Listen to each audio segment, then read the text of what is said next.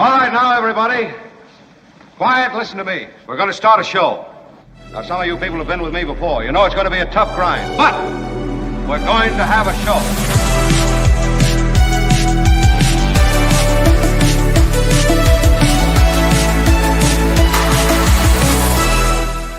Thank you all for making the recorded trip to the studio to applaud in that very impressive and heartwarming way. Thank you. I didn't mean to provoke yet another, but thank you again. Kim is here. She is that sweet soul in the magic. What is that? Video box? Is that, Tony? Is that what you'd call that? A video box? I mean, I think she's in a video box. Thanks, Tony. I don't know. Sure. And I don't know if it has a Kim, name. how are you? And Kim is here. Her mug is a hit. You know, she originated the chit. And the new mugs are here. And I am drinking out of one right now. And this is a chit mug. Mm-hmm. What do you have in there? My vanilla ice is sleeping in the kitchen. I have the deepest, darkest, richest roast. There, Tony's got that chit mug up. You can grab one and be the hit of the neighborhood this holiday season. Oh my God, it's going to be... What? I'm telling you, it's your gateway to coolness. Get on it. Seriously, what the Right on, everybody. Great to have you here. I do love the new white mugs, and they are, as mentioned, there is that chit. That's Kim's. The white mug really stands out against the black parlor you have going on in the background there. Yes, these are the black mugs from prior iterations. We have the throw pillow from a prior iteration of the merch site. But the new stuff actually features first this Happy Non-Denominational Holidays t-shirt. You can get that in green. You can get it in this blue. You can get it in red. I got it in all three colors. The other two colors are in the cleaners. There it is, red.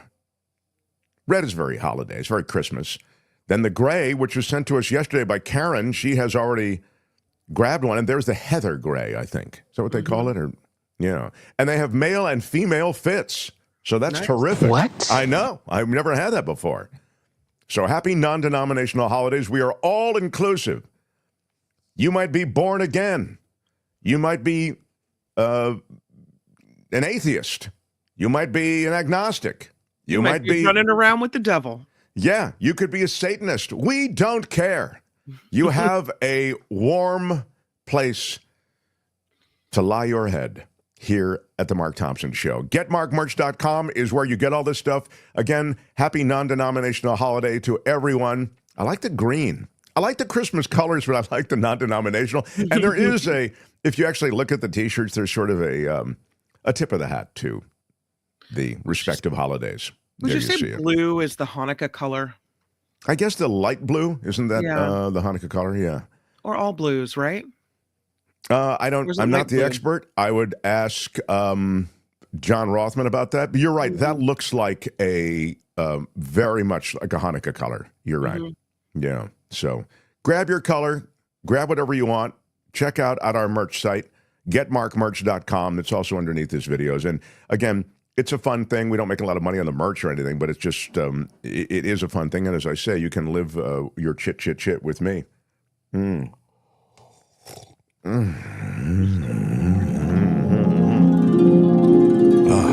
the Coachella Valley coffee. It's taken me over. Thank you. It's some good stuff. CoachellaValleyCoffee.com.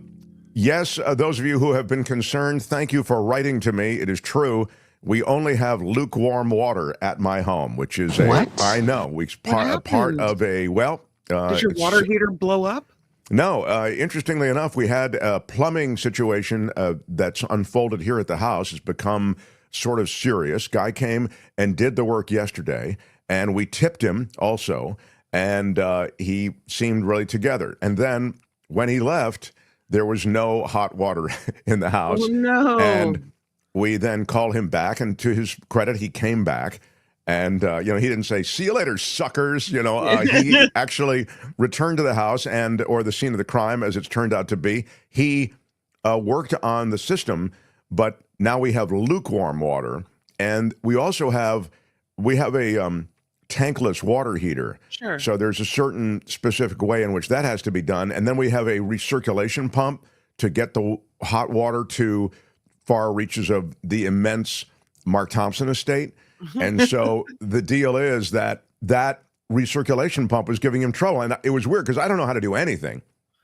And I'm in there kind of helping him. And I thought, we've really sunk to a low point on this service call if I'm helping you, because I have no idea what I'm doing. So at the end of it all, the dust has settled and we have lukewarm water. And he is coming out, and that's only the beginning of our plumbing issues. We have other plumbing issues. Oh, so, no. Yeah. My advice to all of you is marry a plumber. My mom told me long ago, marry a plumber. Mark. Yeah. You're supposed to tip the plumber, because don't they charge you $1 million anyway? So I'm confused. We tip everybody. I mean, this is Tipville. I'm telling you, I didn't know you were supposed to tip the plumber. I don't think you're supposed to. I think, like, and I've infected Courtney with this too, because she goes, I think we should give him, whatever. It's $20. Sure. But I believe that if you take care of people, they take care of you. Now, in this case, hey, Mr. Lukewarm Water, how's that working out for you? You're tipping everybody. It's great. Yeah. So what you're saying is you got to go over to Mark Thompson's house. He tips, and you don't even have to actually do the job. Yeah. You're saying your Coachella Valley coffee is it's a little bit not hot coffee today. No, actually, well, you can heat water, of course. You doesn't have to come out of the tap. So, who said they're done with tips? That's very funny. It is a weird thing that we've. I'm done with tips. Spencer said it. So too. I think you should tip Kim. Yeah. I think she should tip me. So I guess we're at an impasse. But the tip is the reason he came back, says Dave. Just in restaurants and baggage, says Spencer. The thing is, we've become a bit of a tip-happy society. When you finish some basic transaction at CVS, it's not CVS. It hasn't gotten to that point yet, but some basic, generally in-person transaction is always followed by you putting your card in, right? And then the tip thing comes up. Mm-hmm. Do you want to leave something for you? Like I was at Mendocino Farms, where you get like sandwiches and salads and stuff. So I wait online. It was about a 5-minute wait.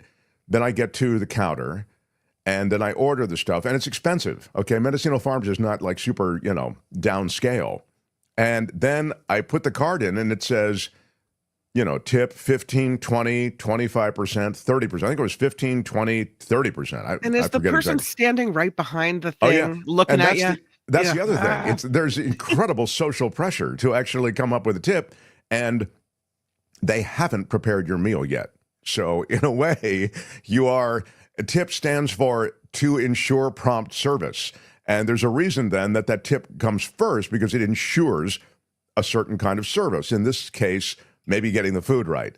So I always leave 15%, maybe 20%. I don't know. I forget. But your point's a good one, which is, they're staring at you. They're not really doing anything. I don't know. I mean, this is for the people who are, in back preparing the meal. And I'm sure they pooled it, and, the front of house shares with the other prep people, but I just felt tremendous pressure. And that, if you add 20% to most transactions, right, you're gonna go broke in a hurry. I mean, it's not like they waited on your table. It's not like they're running back and forth getting you things and being pleasant. It's a transaction at the cash register. Yeah, but why do a 20% tip? I just throw an extra $2 or $3 on and call it good.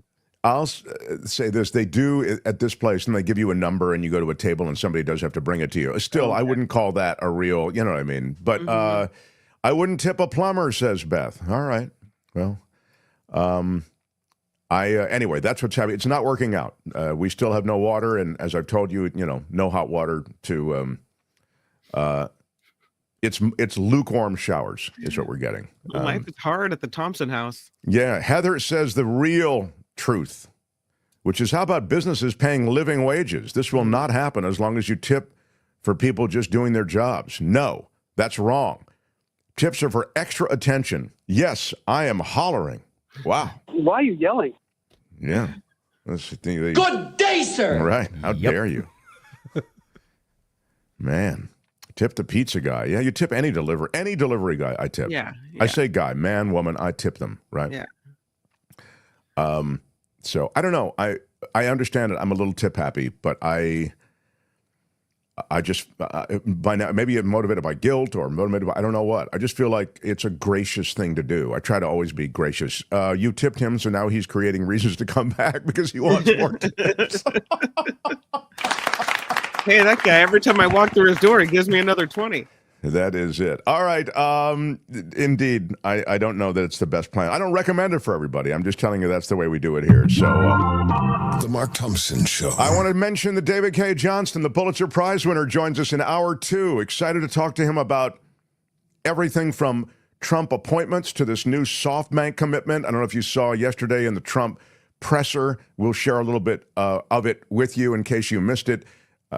Trump was basically trotting out all of the usual hits that he plays, but he, in the early stages of the presser, I call it a press conference sort of loosely, but he did take questions. He trotted out the head of SoftBank, who has a pledge to invest $100 billion in the United States and in U.S. businesses, and 50,000 jobs, I think, is what he was pledging as well. I will talk to David about this, but I don't know that SoftBank even has $100 billion.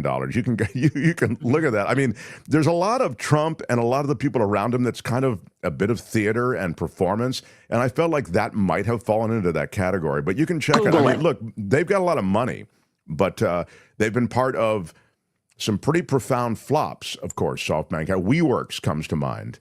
But we'll talk to David more about that. And then, of course, he defends Pete Hegseth and some of his picks, and we'll play all of that for you as well. So that's in hour 2. In this first hour, I don't have any guests, right, Kim? No, just you and me.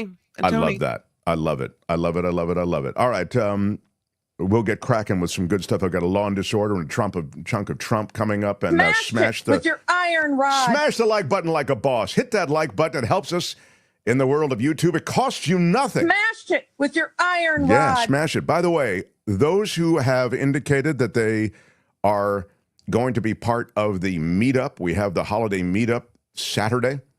It's 5 p.m. on the West Coast, 8 p.m. on the East Coast. It is our end-of-year holiday meetup.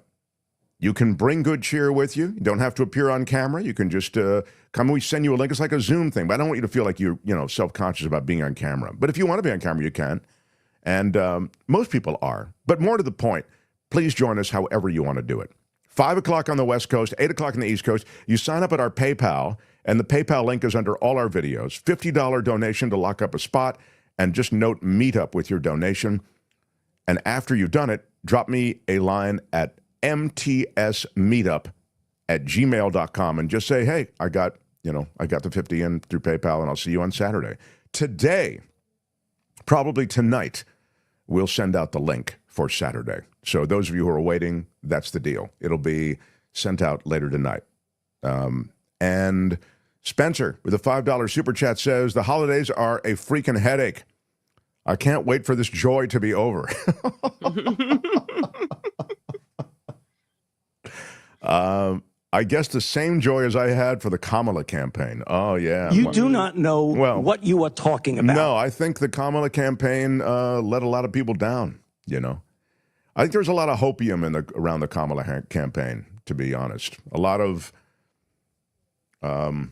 we just didn't know, and I feel as though our better instincts were deserted, and we kind of lived on hopium. Vivian says, and Vivian is an OG. Vivian with a $10 super sticker. Shout out to you, Big Vivian, shout out. at the holidays. So appreciate it. All of you who are with us since the very beginning. Very, very cool to have you here. But it's also cool to have all of you newcomers here. Does Vivian have a statue on Mark Thompson Terrace? That's a good question. I'll be honest with you. I don't think she does yet. Oh, okay. And that is something we need to look into. Mm-hmm. And once you get a statue on Thompson Terrace in the metaverse, you end up with that statue for life. Yeah. We don't take it down. Like, you can stop subscribing, you can move on to something else. It's fine. And occasionally, I'm trying to think of who. Well, Gail Guthrie comes to mind. Remember Gail Guthrie? She's got one. Yeah. She's got one. I haven't seen her in a while, but she'll always have that statue. Yeah. On Thompson Terrace there in the metaverse. So I think you make a good point. Vivian Alshawa, you should get one. You are an OG of this show, and you're very generous. And so thank you for pointing it out, Kim. Speaking of subscribers, we're very close to, Tony told me this earlier, we're very close to 80,000 subscribers. Very close. It is true. And I really because we are a small show that just was birthed out of KGO Radio. But I will statue stays until the regime is overthrown. Wow, that's really. Who is having that conversation? They're already talking about overthrowing the regime. The way that we have grown the show has been we've worked really hard on it. And we continue to work really hard on it and try to get you good guests and try to get you good topics and try to give you a textured, contoured show where it's not all Trump all the time. And we do varied topics, etc. But honestly, the way that we've grown the show is through you. If you've watched this show and you've shared it, that's made a difference because I can see it. I mean, the analytics are clear. So when you share a video of any kind, maybe it's about Luigi, maybe it's about Greg Palast and voter disenfranchisement, maybe it's David Cay Johnston. His videos have just really, supercharged our show in many ways. This is a way that we grow our footprint because there's no other way we can do it. So thank you, all of you who've shared to social media and all the rest. And yeah, we're closing on 80,000. It's really great. And let's hope that it's a sign of the future. It's a pretty crazy game, this great game we're on. The last thing I'll just say on it is when I talk about the game, I mean, YouTube, it's a different animal. It's not like what we came from. We need to hustle for money. We've never had to do that before. We need to hustle for topics that we think people will really like. And in our life, in terms of YouTube, hangs in the balance. Like, we have to make really important decisions as to what we put on the thumbnail and all the rest. It's very weird. But it's certainly, we're in a good place for now. And I really appreciate all of you who've shown support and continue to show support. Most of all, of course, our Patreon and PayPal subscribers, because you are the community that keeps us going. I mean, you are the real, and there are some big-time OGs in that community, which is why we run everybody's name at the end of the show. So this wasn't supposed to be a pitch for money, but just because Kim mentioned that we are closing on 80,000, thank you for clicking into Patreon or PayPal. If you want to support the show, send us a little something every month. That would be great. Again, we're themarkthompsonshow.com, and there are Patreon and PayPal links there, or under every video, Patreon and PayPal. And you can click through and be part of the community that supports us. So, The Mark Thompson Show. All right, now, let's do it. How about some law and disorder? In the criminal justice system, the people, pimps, addicts, thieves, bums, winos, girls who can't keep an address, and men who don't care, are represented by two separate yet equally important groups. A cop, a flatfoot, a bull, a dick, John Law. You're the fuzz, the heat, you're poison, you're trouble, you're bad news. These are their stories. Has been made. The San Francisco IT consultant who murdered the Cash App. Was he the founder of Cash App? Yeah, I remember that. The stabbing right in the middle of the street. Remember the whole thing? They said, this is San Francisco. You can't walk safely from place to place. Well, as it turns out it was a grudge, right? It was about his sister. It was targeted, yeah. Yeah. So Bob Lee, who was the guy who was killed, and again, it led to this, whole thing about rampant street crime in San Francisco. It was a personal dispute that led to Lee's killing. Well, the guy who was involved in that personal dispute has now been sentenced. The The jury had been asked to consider first-degree murder with an enhancement of using a deadly weapon. And as the verdict was read, how does the guy say his name? Momeni? Yeah. Nima Momeni. Mm-hmm. Yeah. He faces 16 years to life in prison. Lee was 43 years old, the founder of the Cash app. And he was rushed to a hospital when he was found with the injuries. Tony's showing you some of it now. In any case, the case immediately generated controversy because your pal, SpaceX's Elon Musk, posted on social media after Lee's death about crime in San Francisco, questioned the DA about repeat violent offenders. But instead, a week later, San Francisco cops arrested Momeni, 40 years old. He's not a repeat offender. His sister was friends with Lee, and Momeni was accused of driving Lee to the secluded area and then stabbing him 3 times with a 4-inch kitchen knife. Lee was stabbed in the heart. And the whole argument was over the sister. So he's found guilty, and sentencing will follow. Am I right, Kim? Mm-hmm. That's correct. Yeah. Meantime, on the other side of law and disorder, the judge ruling that Donald Trump does not have presidential immunity in the hush money conviction. Remember, we talked about this at length, the fact that he wasn't president when this money was paid. So if there's anything about this money that falls into the realm of illegality, it is something that won't fall into the realm of illegality and give you immunity as president since you weren't president at the time of the illegality. So the felony conviction in that New York hush money case should not be tossed out because of the Supreme Court's ruling on presidential immunity, that according to Judge Juan Merchan. That ruling just coming in yesterday. Of course, Trump found guilty on 34 counts of falsifying business records. In our view, it was the weakest case against him, meaning it had the least stink on it, if you want to think of it that way. The jacking of documents, I thought the jacking of top secret documents, taking them to Mar-a-Lago, taking them to the bathroom at Mar-a-Lago, the ballroom at Mar-a-Lago, the bedroom at Mar-a-Lago, the closet at Mar-a-Lago, waving them around to guests at Mar-a-Lago. I thought by far that was the most compelling case. It's inexplicable and indefensible. So there's no way he can explain it. So you remember at the time he was saying, well, I declassified those documents or whatever it was. I mean, it was all so tepid and weak. And yet he got his concierge judge down in Florida, Judge Cannon, to scuttle the case. And so that case never came to pass.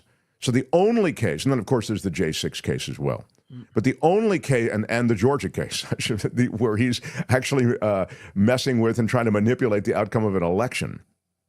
But the only case that did actually come to term is the hush money conviction. And now he will not get any kind of cover on that. We've talked to David Katz, our former federal prosecutor, legal analyst on the show, who's now a defense attorney. And he seems to think that despite this, the penalty for this is not going to be jail. There's not going to be jail time involved. This is what he thinks. Yeah, I mean, based on everything he's said over and over, he's been really immovable on that. And I would say, yeah. And I also, this is just to double back to the campaign. I always felt, and I know it's said over and over again, and it's said by so many in our audience and so many of our guests, and so please don't misunderstand me, but I always felt he's a felon. He's a 34 times convicted felon. Mm-hmm. I felt, in a way, for people who were leaning toward Trump, it didn't matter. It was like, and here's why it didn't matter. Yeah, but what was he actually convicted of? Paying some hush money to a porn star? I mean, really? Like, is that a felony that I care about? That's why I liked the documents case, because that is a case that you should care about. Those are top secret military documents in many cases that were jacked. And then when they asked for their return, they offered first letters, then a subpoena. They actively, under Trump's direction, hid those documents. I mean, to me, that case was so juicy with everything that is criminal in Trump land, and yet we never got a chance to see it. So I get back to the 34 counts, people going, yeah, he's paying hush money to a porn star. I don't think that's a big deal. I mean, I heard that from a lot of people, that it was a political jihad, you know. That was their political jihad. Now, speaking of political jihads, I'll get to Trump's and how he's going after the media in a little while. But first, he reacted to Merchan's decision, which was to rule that he doesn't have presidential immunity. Trump really went off on him, right, Kim? Yeah, he lost it. Called him a radical partisan. Mm-hmm. All on Truth Social. This big angry message that he's famous for posting these things overnight. And Judge Merchan was the target of this one. He said, Merchan is a radical partisan who is deeply conflicted, corrupt, biased. He described the ruling as a psychotic order that goes against our Constitution. What? Right. Trump says he's being held under an illegal gag order by Merchan, and if he was released from it, he would expose the judge and the judge's family's disqualifications. Blah, blah, blah, blah, blah. Yeah, I mean, he went off. Got his money's worth from that Truth Social, you know. Uses it to kind of tee up his attacks. All right, with that, that's Law and Disorder. Tune in again next time for more Law and Disorder on The Mark Thompson Show. All right, that's it. Let's roll. Hey, let's be careful out there. Yeah. The Mark Thompson Show. I know it's a lot, and I don't mean to overwhelm you with the incoming president, the president-elect, as he's referred to. But if you can do it, Tony, I think it's a pretty significant development involving ABC, involving Trump's latest target. Let's do it all in Chunk of Trump. Open wide. Ready? Here comes your Chunk of Trump. It's my favorite food. With your first bite, here's Mark Thompson. I have a feeling it's going to be beautiful. When David Cay Johnston joins in the second hour, I'll ask him a lot about this, because to me, it's a serious warning. But I'll just reiterate the news that broke yesterday, that President-elect Trump is settling with ABC News on this defamation case that he brought against the network. They're getting $16 million, the Trump people. And you know the story, just to summarize it in a minute or less. Essentially, George Stephanopoulos referred to the fact that in the E. Jean Carroll case, Trump was convicted of, now can I say the R word, Tony, or what happens? I get demonetized if I you really might. Yeah, they don't. Whatever. YouTube doesn't like the R word. Yeah, but that's why a lot of people say grape instead. Yeah, grape. Okay, yeah, grape. God, it seems like that's such anyway. Childish whatever. High school. Yeah, I know. Thank you. But anyway, so and Stephanopoulos actually referred to a Washington Post headline, which mentioned or advertised the fact that the judge had said that Trump was guilty of just that. Used that word in the Washington Post headline. And so when Trump was hit with that word, that is to say, heard Stephanopoulos use it in an interview in which Trump was mentioned and talked about, again, as having been guilty of that, Trump launched this defamation case. Now, because the truth is, he was never convicted of the R word. He was found legally liable for it in a civil case. But the judge in that case actually said, you know, this constitutes the R word. Mm-hmm. So the other thing that's very important here, regardless of that part and Stephanopoulos, is that you need to, in a defamation case prove knowledge and of malice. Like, you have to prove that the party was saying this, writing this as a malicious act, and they were aware of what they were doing. And it's likely, and that's why I mentioned that Stephanopoulos mentioned the Washington Post headline, it's likely that Stephanopoulos just had no malice about it. It was a simple reference trying to correct the record. So, point is, ABC would have won that case. And what's particularly concerning is that ABC is Disney. We talk about this from time to time on the show. And I mention it because as a media company, ABC News is just part of what they do. I mean, it seems massive. They have bureaus all over the world and correspondents all over the world. And even in this time when people are cutting the cord, ABC News is still a very powerful organization. But when you compare them to Disney and all of the holdings from theme parks to motion pictures to television series, you realize, oh my God, ABC News is just a sliver. And you could see that ABC could do to ABC News what NBC had happen. Remember, Comcast said, we're not going to deal with NBC News and CNBC and MSNBC. We're now farming them out as a separate entity to protect themselves. You see how, from a C-suite standpoint, they're reorganizing to be in a better position and a more favorable position with the new incoming administration, given the fact that the new incoming administration is so bent on revenge. And so, when those Disney people, and those Disney people, those are big bad lawyers, man. They have the toughest lawyers in Hollywood, Disney, and the toughest lawyers in media. When they say, you know what, just cut him a check. Mm-hmm. That's a sign. That's a sign. It's not worth it to us, Disney and ABC.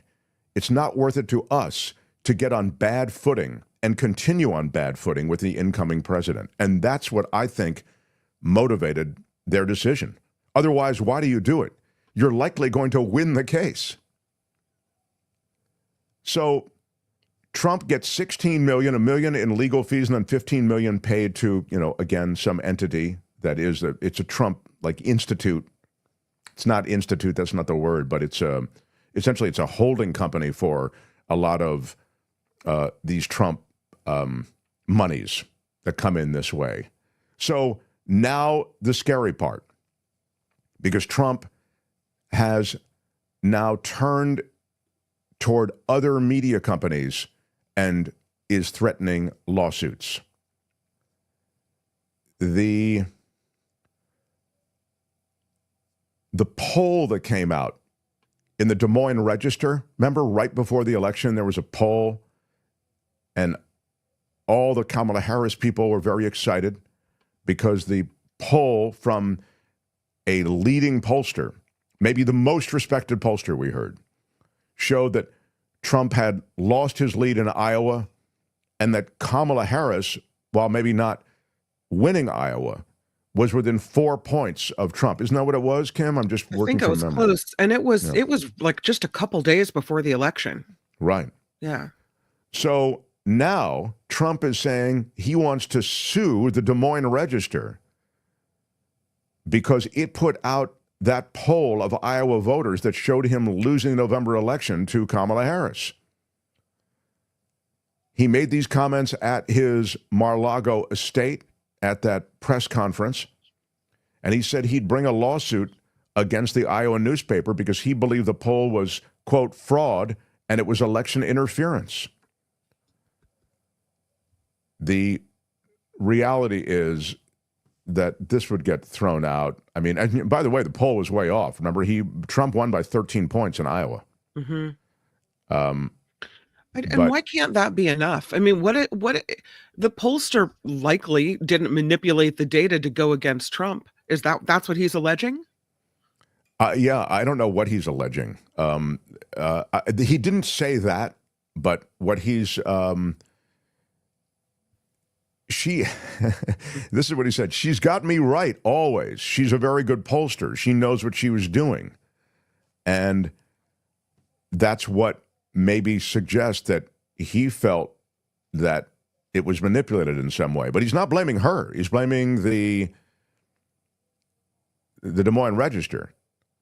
And a spokesperson for the Register's parent company, Gannett, said that the newspaper has, quote, acknowledged that the Seltzer Des Moines Register pre-election poll did not reflect the ultimate margin of President Trump's Election Day victory. And they've released the poll's full demographics, crosstabs, weighted and unweighted data, and also a technical explanation from pollster Ann Seltzer, who is now, as Tony just showed you on the screen, is retired from the polling business. But to the point, Trump has now turned his turret of revenge on this. These are cases that he shouldn't even, win. He should never bring them to a court because he won't win. But look at what happened with ABC. They settled. Des Moines Register, I'm sure they're scared. I don't know that this case will ever see the light of day. But it's a real price that you'll pay for challenging Donald Trump. And he's taken that degree of threat. It's a legal threat in the case of the media companies. As you know, he's even talked about on the campaign trail leading up to his election, going after the media companies, feeling as though they've become politicized. And now he is threatening revenge on Republican lawmakers who don't approve his cabinet choices. So the idea is that if you vote against my cabinet choices, if you make this difficult for me to get Pete Hegseth to the Pentagon, to Tulsi Gabbard, to the intelligence agencies, that we will go after you. And the Republican Party, now completely in control of Trump, on some level has to be afraid that this guy will follow through. And finally, a quick note on Donald Trump and New York City Mayor Eric Adams. As you know, Eric Adams has been indicted on federal election charges. So this is important because they're federal, which means that a pardon could expunge them. A pardon could free Adams from any issues with it. He delivered in his remarks at Mar-a-Lago a mention that he's considering pardoning New York City Mayor Eric Adams. Yeah, I would, Trump told reporters when asked if he was open to the possibility. I think he was treated pretty unfairly. It seems like being upgraded on an airplane many years ago, apparently alluding to Adams having allegedly gone on numerous free luxury trips paid for by the Turkish government. I mean, I know everybody's been upgraded, Trump said. They see you're all stars and they say, I want to upgrade that person from NBC. I'm going to upgrade him. And that would mean you'd spend the rest of your life in prison? But Trump conceded that he doesn't know all the facts in the case. He then speculated that perhaps Adams was targeted because he essentially went against what was happening with the migrants coming in. Adams has said that he will cooperate with the deportations in New York. So again, this indictment, it's not over just some luxury trips. There's a lot there. And if you look at it, I mean, it adds up to a ton of money. And illegal campaign contributions from foreign nationals and bribes and accepting all of this for political favors. Adams is in trouble. And so a pardon from Trump would definitely make a difference. And he's saying he'll consider it. And finally, do you have that montage on the economy, Tony? You see it there in the rundown? Here we go. Here's Donald Trump on the stump and how times have changed. We will end inflation and make America affordable again. We're going to get the prices down. We have to get them down. It's too much. Groceries, cars, everything. We're going to get the prices down. But prices will come down. You just watch. They'll come down, and they'll come down fast, not only with insurance, with everything. So tomorrow, I will end inflation. We will cut your taxes. end inflation, slash your prices. I will end inflation. End inflation. Slash your prices. To rapidly reduce inflation, I will end inflation very quickly. You know, end inflation. Slash your prices. We will cut your taxes. End inflation. Slash your prices. We're going to get your prices down. Now we're bringing the cost down. Yeah, there you go. Now, Trump is saying to Time Magazine that he likely won't be able to lower prices. What? Yeah. Quote, it's hard to bring things down once they're up. Yeah. Very hard. Yeah. Yeah. They might have looked. Didn't that not the crux of the whole election? The price of eggs, the price of things at the grocery store, the price of gas, and now he says it's hard to bring all that down. Can't do it. Yeah, if just Democrats would have talked more about the issues that matter, talk more about it, being like lied through their teeth, like this guy. It's just crazy. It really is crazy. So that's the situation there. Tom SSS says, I'm about to book a flight overseas. Should I wait till Trump lowers the prices before I book it? I'm about to. No, not happening. Yeah, I wouldn't wait for that. But it is interesting that we try to plan on stuff that these guys say. When these guys say things, we try to make plans around it, you know. But with Trump, you really just can't, you know. He says a lot of stuff. I mentioned yesterday that if you want to see a lot of Trump's biggest donors, just look at the people who are populating his administration, his cabinet officials, ambassadorships. And by the way, ambassadorships are oftentimes given to people who are Democrats and Republicans who are big donors. But here you see people who are in critical condition, critical positions, I should say. They are in critical positions as a result, it would seem, just of their support of Donald Trump, based on no real background in the field in which they are likely going to manage some agency or some regulatory body. You've got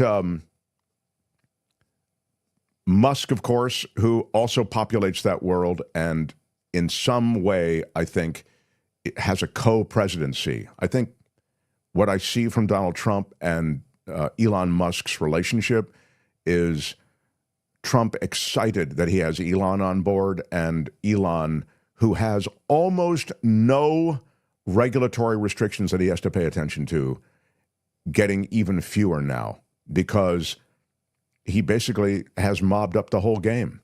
And so legitimately EPA and tax issues that Trump has been saddled with Elon Musk, they will be erased. I mean, Musk had real problems. Musk had real problems with the government saying, hey, your SpaceX stuff is fouling these delicate, fragile ecosystems. You know, these rocket launches and discharges, they're not neutral when it comes to environmental impact. And so the EPA was saying, hey, you need to do some things to mitigate this problem. But the reality is he's not going to have to worry about any of that. So what minimal things he was dealing with before, he won't have to deal with anymore. But look at the rest of his administration, and you have 5 members of his original cabinet having donated nearly $8 million to his committees or to the major outside groups supporting Donald Trump. I mentioned to you Linda McMahon. She's going to be running the Department of Education because she is a huge donor to Donald Trump. The sums spent to aid Trump in 2024 far exceed the donations that Joe Biden's cabinet members contributed to help him win the White House in 2020, according to the Federal Election Commission. A dozen members of Biden's cabinet reported donations to his campaign or major super PACs, giving less than $100,000 in total.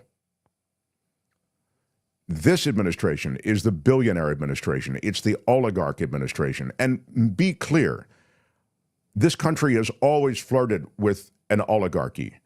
We've always had our politicians, sadly, in the modern age, succumb to pay to play on some level, because the Supreme Court has ruled that corporate money is speech.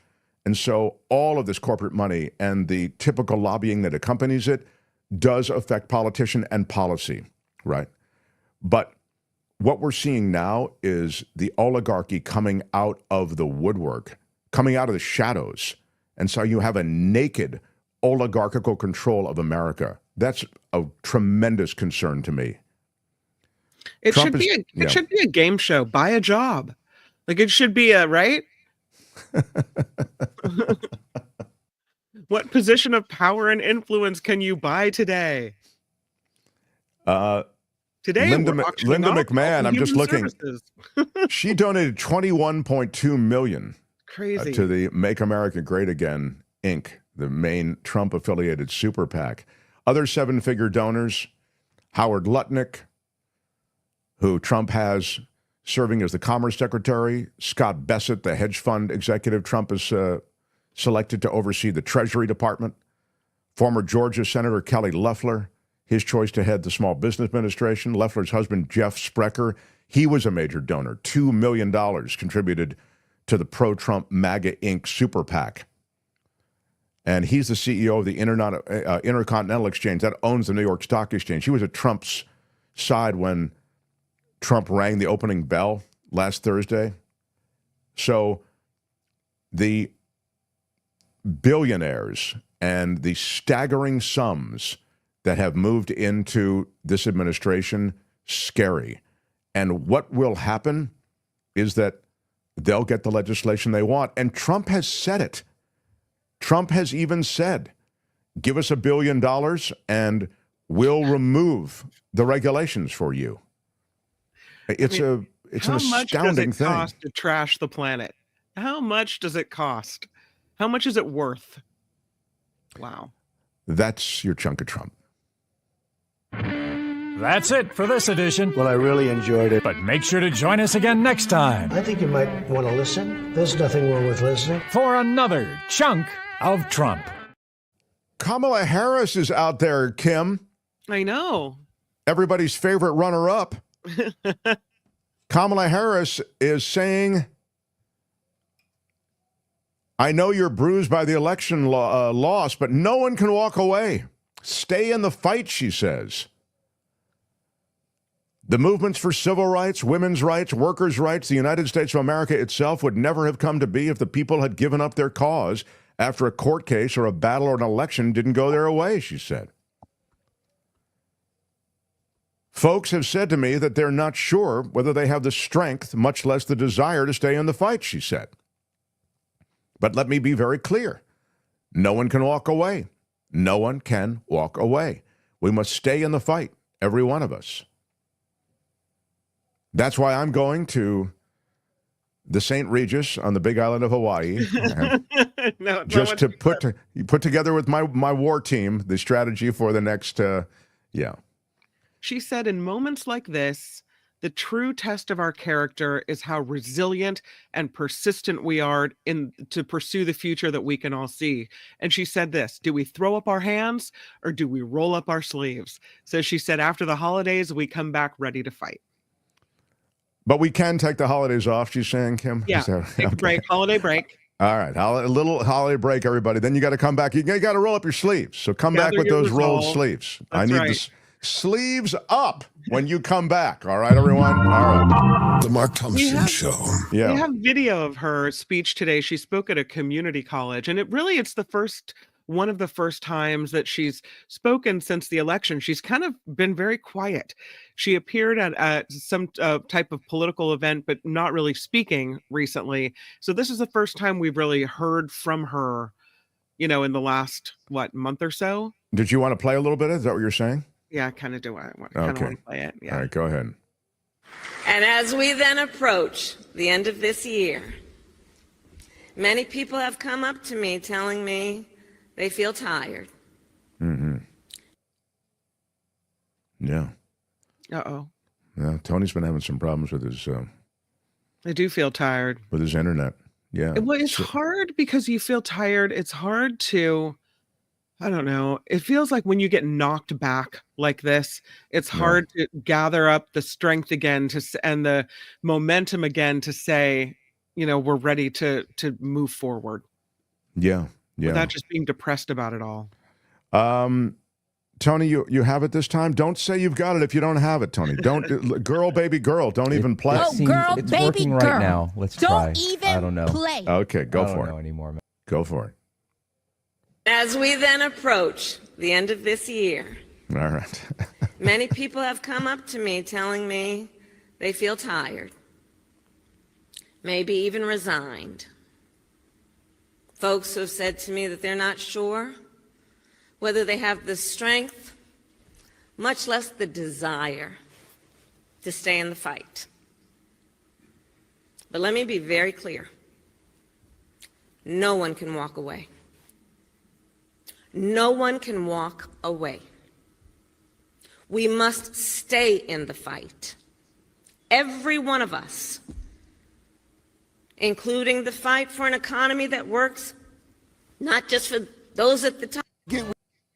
All right. Yeah, I got it. I got it. I mean, that's, the runners-up speech is never as great as the winner's speech, but there you have it. I mean, obviously, you need to be vigilant. I just also think that I think the Democrats need to just be much, much tougher. I mean, they're in a cage match, and they're afraid to throw a haymaker. I don't understand it. I really, as you know, I just don't, I don't get how the Democrats couldn't see this coming. Now, to be fair to Kamala Harris, and I'll just move on here in 30 seconds, but she was saddled with a difficult position on the one hand, which is you have a ridiculously short amount of time during which you have to establish yourself, establish your credibility, gain momentum, which is already lost immensely because the last guy stayed in the race too long. And then you're up against a candidate who will say anything to win. And I think that makes it a little bit of a tougher beast. She did win the debate, although I thought he more imploded than she won it, although I thought she did a fine job. And the reality is, though, that she also was part of something that people resented, which is that she was just gifted the nomination instead of going through the nomination process. Again, I don't know how much that really factored into people's decision-making, but I'm just trying to say the whole thing was sort of awkward. And I thought Harris distinguished herself well under those circumstances. But, what's done is done. And now people say she wasn't a good candidate. I thought she was a great candidate. She had the momentum. She had everything going on. The one thing where I think she fell short is when she was asked in one of her first interviews whether or not she would do anything different than President Biden, and she faltered on that. Yeah. And then it fell apart. That's it. Yeah, you and I, and of course it was played over and over and over again, you and I part company on that. I don't think she was a great candidate. I thought she was a solid candidate, and as I just said, she did well with the shortened time frame and with the challenges ahead of her. I don't feel she is comfortable enough in a lot of these media environments that now I think really put a premium on your ability to handle in a comfortable way a lot of questions. I'm talking about the Joe Rogans of the world, the podcasts of the world, the new media of the world. You've got to run candidates, Democrats, who are comfortable in those forums. Josh Shapiro comes to mind. There are many others, Pete Buttigieg, et cetera. I don't feel Harris can play in that league. And so from that standpoint, she's not a great candidate, but I thought she did a very good job. All right, I've got David waiting, so I'm going to... The Mark Thompson Show. Smash the like button and all that stuff, which helps us in the YouTube universe. This guy's a Pulitzer Prize winner. His books on Trump are bestsellers. He knows Trump more than any other American knows Trump in ways that he details in the book. And you see a lot of, I think of one book in particular, I'll ask David about an incident that I recall, but in all of his Trump books, you see the development, the evolution of this guy who is now going to be president and has surrounded himself with a billionaire mob that may really change America forever. Anyway, please welcome the great David Cay Johnston. Hello, Mark. I love your T-shirt. For those who are only listening, it says "Happy Non-Denominational Holidays." That's great. Yes, it's we have it on our Get Mark merch site. Maybe I'll send you one. Did I send you something, David? Did you get it or not? Yes, I even wore the hoodie on the air one day, I believe. Okay, good. We also sent you a at least I hope it went through. A pillow. Yeah, that, and I sent you a subscription though to most recently this year to something just in the last month or so. I'll follow up with you separately because if you didn't get it, we'll work it out. All right, look, I really want to start with you on this ABC thing. This is an extraordinary thing that we've seen, David Cay Johnston, the capitulation of ABC. I was saying before, Disney's got lawyers that can eat you for breakfast, and the idea somehow that they would settle a case that they would likely win, that shows, I think, real fear on the part of this company. I think it shows fear on the part of a lot of companies. I think what you've seen with Jeff Bezos and Dr. Patrick Soon-Shiong, the owners of the Washington Post and the LA Times, further establishes that. So what happened here is that George Stephanopoulos, interviewing Congresswoman Nancy Mace, one of those people whom facts and Nancy Mace only occasionally and coincidentally connect, he kept pressing her about the fact that a federal judge, Judge Kahn in New York City, found that as a matter of law, Donald Trump raped E. Jean Carroll.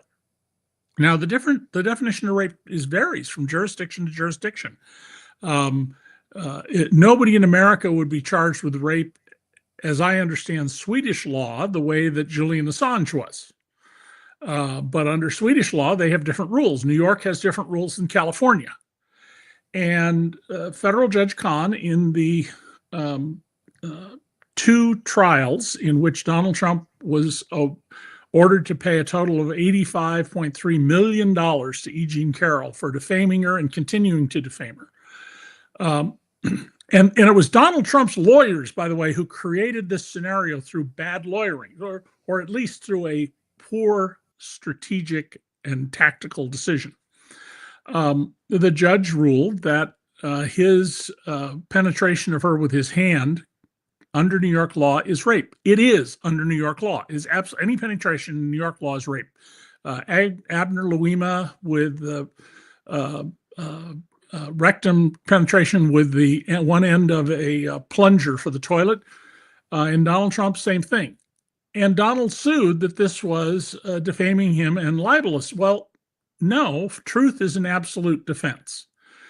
And ABC didn't just capitulate by agreeing to pay the $15 million to some charity. That's pocket change to the Disney company. They issued an apology. That's the scary part of this. Now, here's what I think you're going to see happen very soon after January 20th. Donald Trump will begin filing civil suits, and the Justice Department will begin taking criminal actions focused on journalists. The receipt of government secrets, when you did not solicit them specifically, that is, you can have a source, but you didn't say, oh, by the way, go in and get me this document. That's a crime. But the receipt of stuff, and I have things in my house nobody cares about anymore, but we're government secrets, is not a crime. Never has been a crime. But I will not be one bit surprised if they don't cook up a treason case. Technically, you can't be convicted of treason because we're not in a state of war, but there are treason-like crimes that you can be charged with.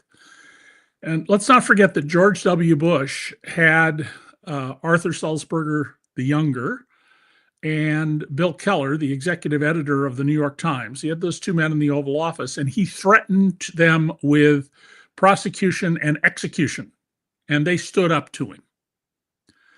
The record on them isn't perfect, but they stood up to him to his face. That's not ABC. ABC's lawyers are absolute attack dogs. If you're on the other side and ABC's going after you, you're going to meet the most ferocious legal attack dogs in the world with unlimited time and money to go after you. So what they did here is they think that this voluntary bowing down is going to insulate and protect them, because the federal government can do a lot of things to go after Disney. It can go after Disney's licenses. Remember, Disney owns ABC. When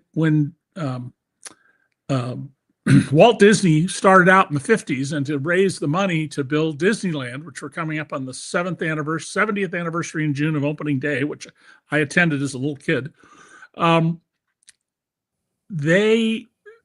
the money came largely from ABC. Then Disney grew big and bought ABC and owns it. But they have FCC licenses for radio, TV. Those could be put in jeopardy. They can be gone after for safety issues. Even though our federal government makes very little effort to go enforce all sorts of safety laws, there are things that happen in a business as big as Disney they could use to harass them. There are a whole host of things that make them vulnerable. Jeff Bezos, who controls Amazon and owns the Washington Post separately, they can go after his contracts with the United States Postal Service. Trump has long contended that the post office loses money. Post office is quite clear. They've done deep analysis of this, and they reanalyzed it after Trump became president the first time, and they said, no, we make money off this, and it's a proper contract. That doesn't mean that Trump won't try and just cancel that contract and maybe even try to prohibit, on any reasonable terms, Amazon from using their service. In the case of Dr. Patrick Soon-Shiong, who owns the Los Angeles Times, his primary business, he's a physician and a researcher, is cancer drugs.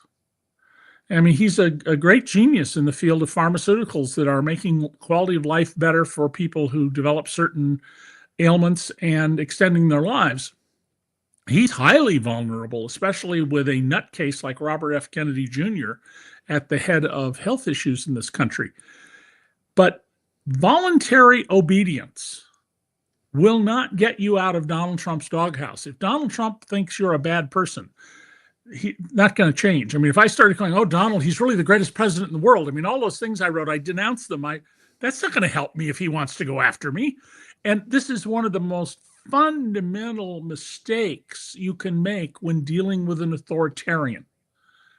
You know, and it isn't just me. If you can get Timothy Snyder, the Yale history professor whose focus is authoritarianism, who written a wonderful, very short little book. It'll take you a couple of hours, literally a couple of hours to read it, called On Tyranny. He'll tell you the same thing in a more sophisticated way than I can because of his much deeper knowledge of this and specialty in it. But what ABC has done is terrible, and you watch, there are going to be lots of lawsuits and criminal actions brought solely to harass news organizations that in any way displease Donald Trump. I mean, he's got to pick targets. So, well, Trump's already talked about the Des Moines Register, David, because he didn't like that poll that came out. You know, because the Des Moines Register is such a center of power. Exactly. And it reminds me of when I was years ago in the LA Times back in the 70s exposing the South African apartheid government's influence in America. They tried to get rid of a senator from Iowa. They created political parties in Norway and France that got people elected. And to have influence, they wanted to buy the Washington Star, the afternoon newspaper back then in D.C. And when that failed, they bought the Sacramento Union, the afternoon paper in Sacramento, together with a very right-wing American named Richard Mellon Scaife. And it's like, I'm sorry, you think the Sacramento Union has any influence even in Sacramento? You know, if you want some influence in Sacramento, buy the Bee. But, you know, you're looking for national influence? Most people never heard of the Sacramento Union. And it was indicative of how incompetent they were. But Donald, he's going to go after any place that he thinks he can harass people. He can drive them into poverty. That's what he's going to try to do to the pollster who simply reported the results that she had. That's not a crime. But merely stopping that litigation, and when it's thrown out, the appeals they may make of that litigation, it can put that woman into bankruptcy. Sure. And unless you can persuade a judge that it was done for malicious reasons, which is a whole new set of litigation costs, there's nothing you can do. Donald can spend you into bankruptcy. And this turning the government on these media organizations appears to be something that is a front and center agenda item for him. Well, sure, because he's an authoritarian and he wants to shut off any source of information. I mean, let's remember that Donald said many times, including when he was president, you shouldn't be allowed to write things about me if I don't approve. What could be more Stalinistic, more Hitlerian, more MBS-ish in Saudi Arabia than that kind of observation? Donald has no respect for the First Amendment, and this administration's not going to have any respect for it, and not going to have any more respect for it than they have for the polio virus. Well, there you go. And just apropos of appointments and nominees, one of whom is RFK Jr., we'll get to him perhaps, but the piece of video, do you have it, Tony? Can you play with the Hegseth stuff? It's a few minutes into that presser that was held by Trump yesterday at Mar-a-Lago, in which he's still out there thumping it for Pete Hegseth. And here's a little bit of Trump from yesterday's presser. So many have been just unbelievably received. I think Pete Hegseth is making tremendous strides over the last week. He's going to be great. Look, he went to Princeton, he went to Harvard, he was a great student there, but he really was, from the first day I met him, all he wanted to talk about was military. He's just a military guy. I think it's a natural. This was my idea. And, you know, Pete Hegseth gave up a lot because he was going big places in Fox, big places, a lot of money. And he didn't even hesitate. When I said, do you want to do this? He said, absolutely. I said, you know, if it doesn't work out, you'll never have the opportunity that you have right now in terms of the world of entertainment or business, whatever you want to call it. You'll never have that opportunity again. In fact, it could be just the opposite because it's nasty out there. He said, I don't care. I have to do it for my country. He gave up a tremendous amount. If this didn't work, it would be a tragedy. Because, but that's what he loves. He loves the military. I never talked to him about anything else. He'd talk about the military. He'd come to see me about a soldier that was unfairly treated, and could I help? That's the only thing I virtually ever talked to him about. And I always remembered it. I've seen him many times, and I don't think I've ever had a subject on anything other than military with him. That's where his love is. And he didn't say, well, I'd like to think about it. I'd like to talk to my family. He said, not even a contest. And, you know, he was going through the roof over there. He was doing great. They have the #1 show that Saturday. He's the weekend anchor on the morning show on Fox. So well, he's actually shared. He's one of 3 weekend hosts, I would call him, more than anchors, on Saturday and Sunday morning. Give me a break. This is not a big show. But this is really revealing about Donald.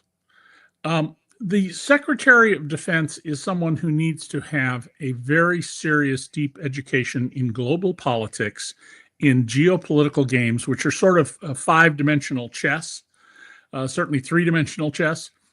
And now Defense Secretary Austin, who was a 4-star general, he has proven to be an incredibly competent, adept, sophisticated Secretary of Defense.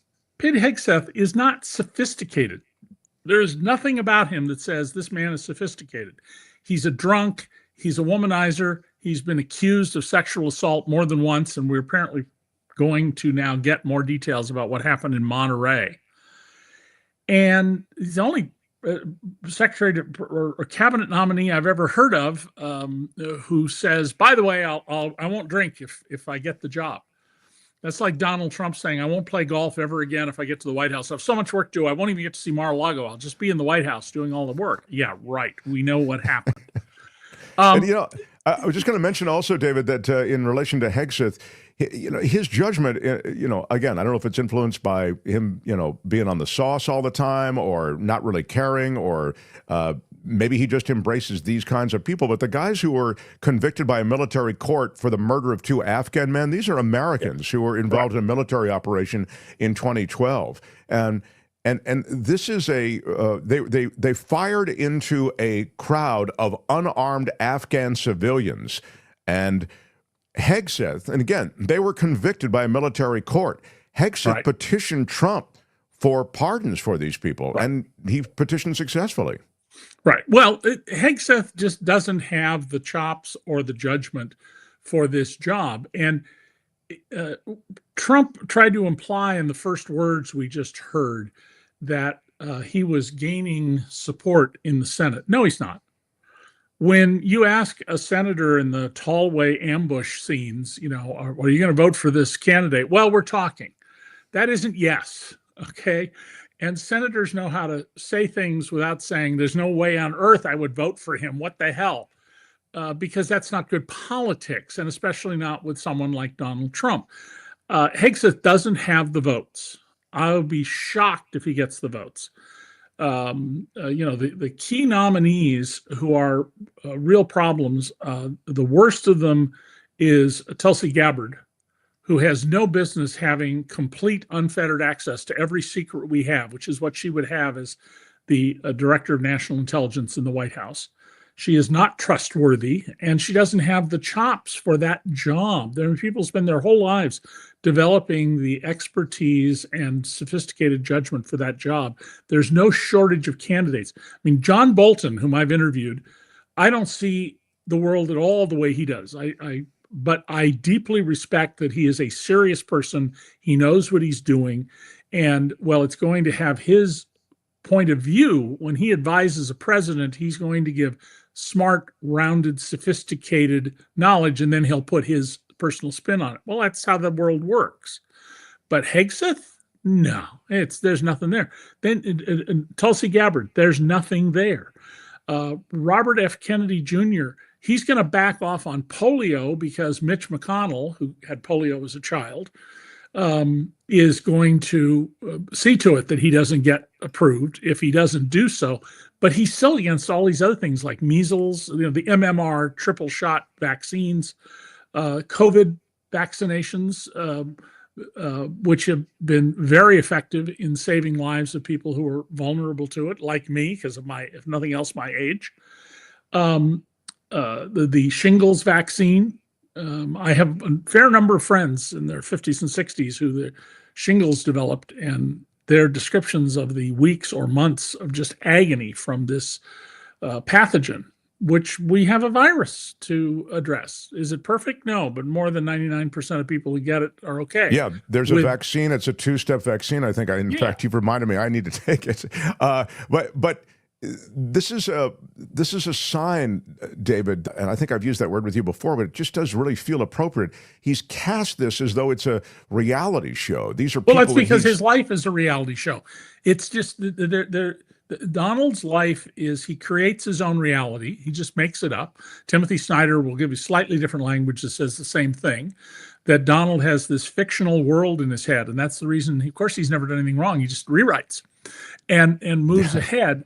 And you remember Donald Trump in 15 and 16 kept saying, I only hire the best people, only the best people. All the best people want to work for me. Well, we now have crystal clear proof that no, Donald specializes in hiring the most incompetent, worst people, and he uses these federal positions for his family's power and influence because he wants this to be the Trump dictatorship. So Don Jr. got tired of Kimberly Guilfoyle, his longtime girlfriend and the ex-wife of Governor Newsom of California. And she is apparently going to be named our ambassador to Greece, which gets her out of town and gets her a paycheck. I don't know how she's going to pay for all the functions ambassadors in countries have to pay for out of their own pocket. Maybe she's better off than would appear to be. I'm sure there's a way. There's a back channel way for her to have funds to make that happen. He wants to choose who's going to replace Marco Rubio in the Senate, and he's going to use threats and implied threats against companies to get them to bend to his will. And just the worst possible thing is to voluntarily comply. And so that brings us to where we started with with ABC having tapped out on a case that they would likely win, him going after the Des Moines Register. But as you say, that's like a little ember in this, this forest fire of anger and retribution that he is putting together. And it does. And by the way, I'm much stronger than you are about that. ABC could not lose that case. Even this Supreme Court, if it got to him, is not going to reject truth. And accurately summarizing what the federal judge held, there's no way that Trump could win that case. It just could not happen unless the Supreme Court decides truth is no longer a defense, in which case, hey, the First Amendment is out the window.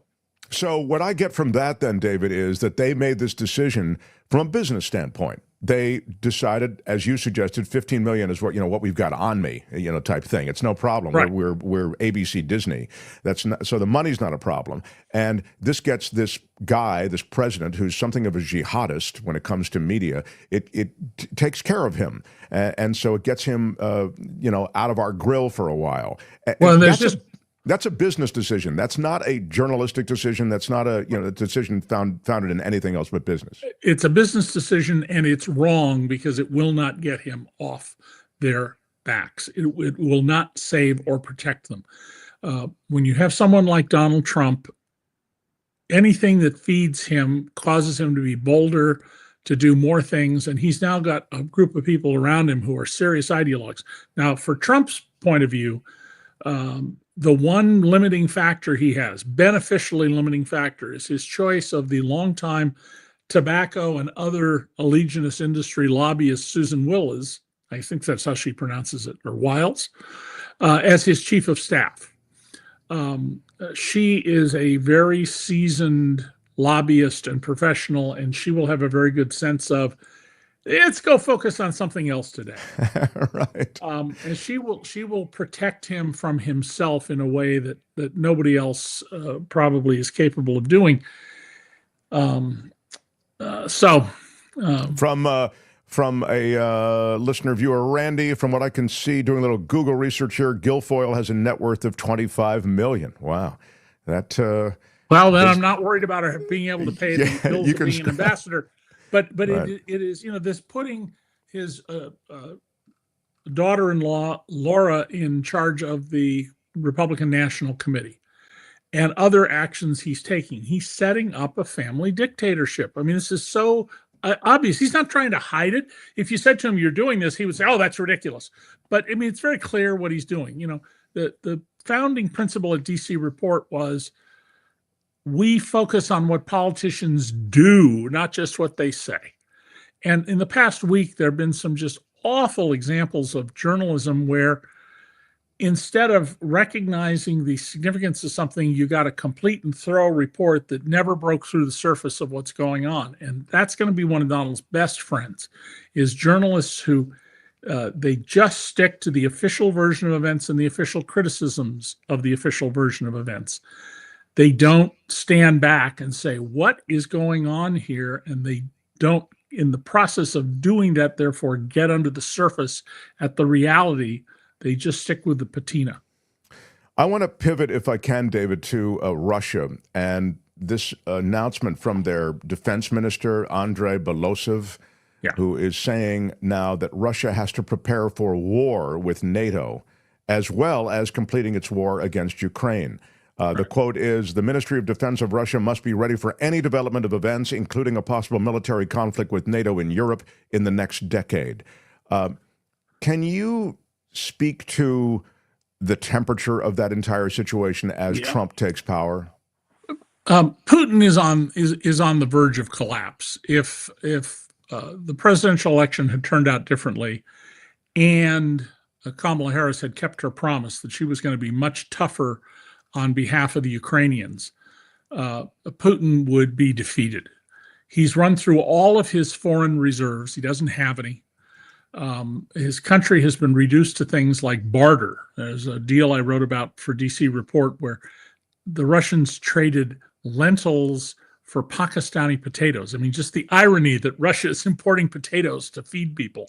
But they had to do it by barter. They couldn't do it with any cash. According to the military bloggers, the Institute of Study of War, a whole group of people who follow the war very carefully and are experts at this, the half-life of a newly sent Russian or North Korean soldier to the front is less than a month. 2 weeks to a month is what you're going to live. The North Korean soldiers that were sent have proven to be, surprise, surprise, utterly incompetent. don't understand battlefield tactics. They only understand very strict orders. Walk 10 steps this direction. That's the level. And of course, in warfare, you need sergeants, which the Russian army doesn't have, because they're the ones who say, well, our mission is to take that hill. We can't go the way the colonel said. Let's go do this.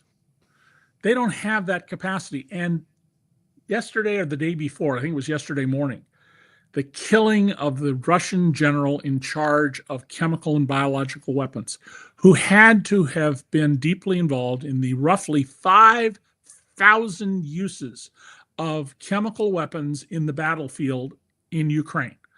Chemical weapons under the treaty the Russians signed are illegal. Well, because of this war, I had to go back and study Russian role in war. And one of the things that becomes very clear is back to the era of the czars, the Russians never paid attention to propriety or law on war. They just did whatever they damn well felt like.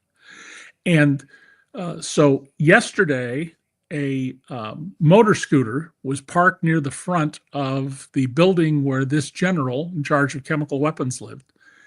He comes out with his driver/bodyguard, and it blows up. His picture's on the screen, and kills both of them. Now, he's an absolutely legitimate target. I mean, killing other officers, that's warfare. Putin has made it clear there will be a response, and my guess is it will be I'm guessing here, I could be wrong, don't be surprised if they use chemical weapons on civilians.